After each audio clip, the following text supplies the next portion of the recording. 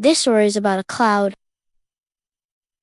It's a very particular cloud because it doesn't want to rain. No matter how hard it tries, it just can't bring itself to fall. And this makes everyone very mad, especially since it's supposed to be a rain cloud. Every day, this cloud would float by the same little town and block out the sun, but then it would just turn around and head back in the opposite direction without dropping a single drop. And this went on for weeks and weeks until finally the people of the town had had enough. They sent out a search party to find the sleepy cloud, and whoever was in charge of clouds was going to get a piece of their mind.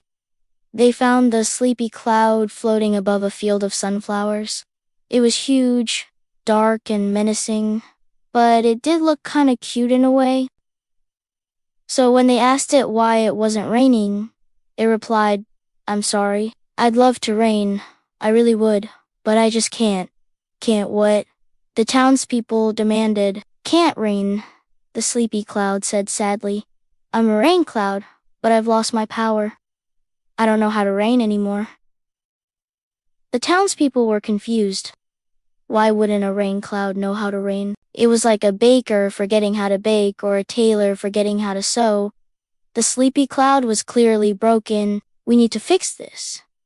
Someone said, "We can't have a cloud that doesn't rain." So they ushered the sleepy cloud into town and brought it to the smartest person they knew, an old woman who lived in a house made of books.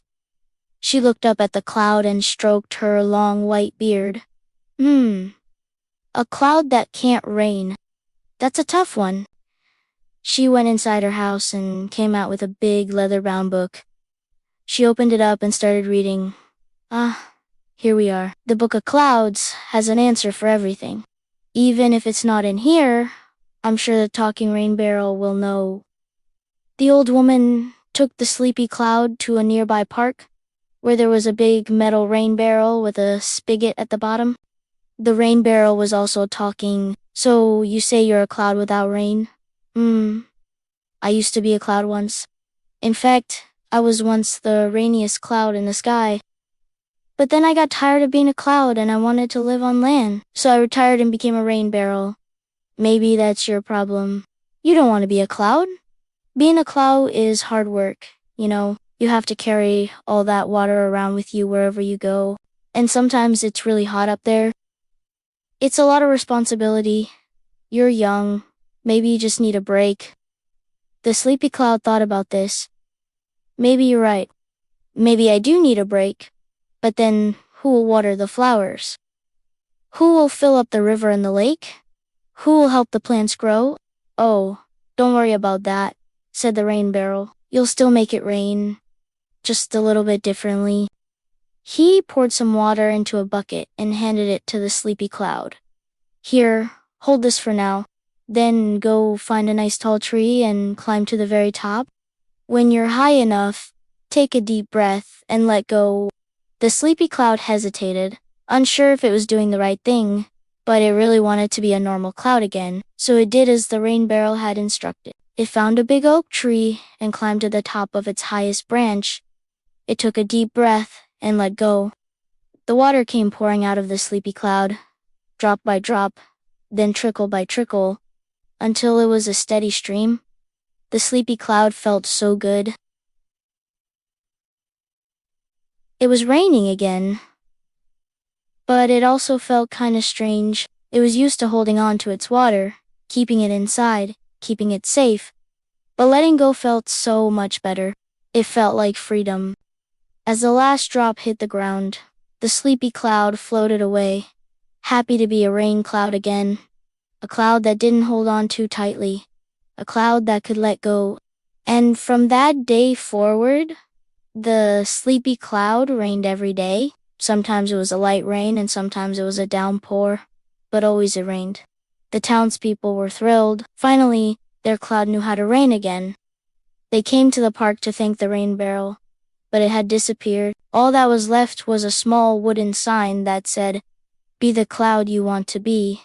The old woman was there, though. She sat down next to the empty rain barrel and smiled. "That's the thing about clouds," she said. "They come and go as they please."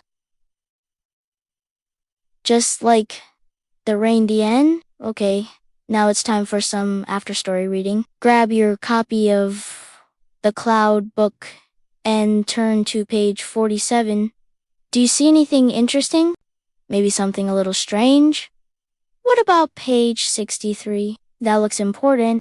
If you read those 2 pages out loud, something magical happens. You get to hear the voices of the sleepy cloud and the talking rain barrel again, and they tell the story of how they met, how they became friends, and how they helped each other become who they were meant to be.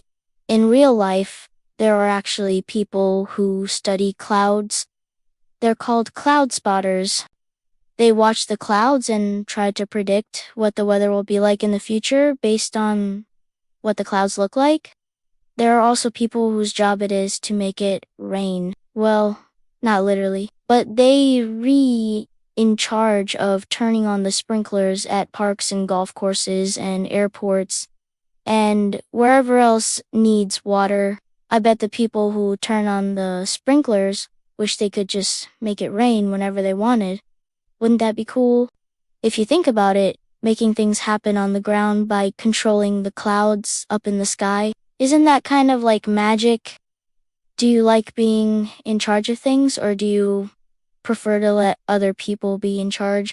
Sometimes it's nice to have someone else take the lead.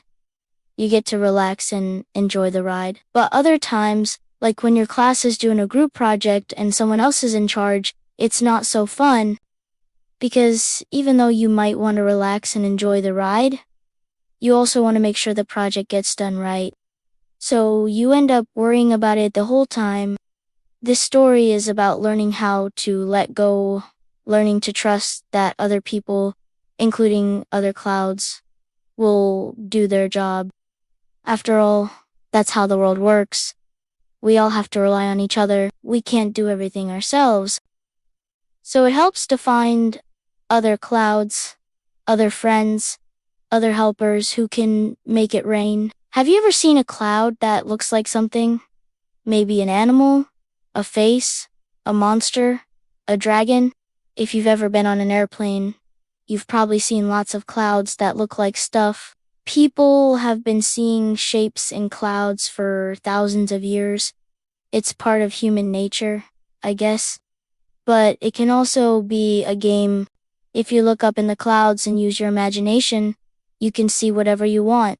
So what do you see? Is there a sleepy cloud up there somewhere, bringing rain to thirsty flowers and watering holes? I hope so. And if you look up in the clouds and you see anything interesting, be sure to tell me about it in the comments below.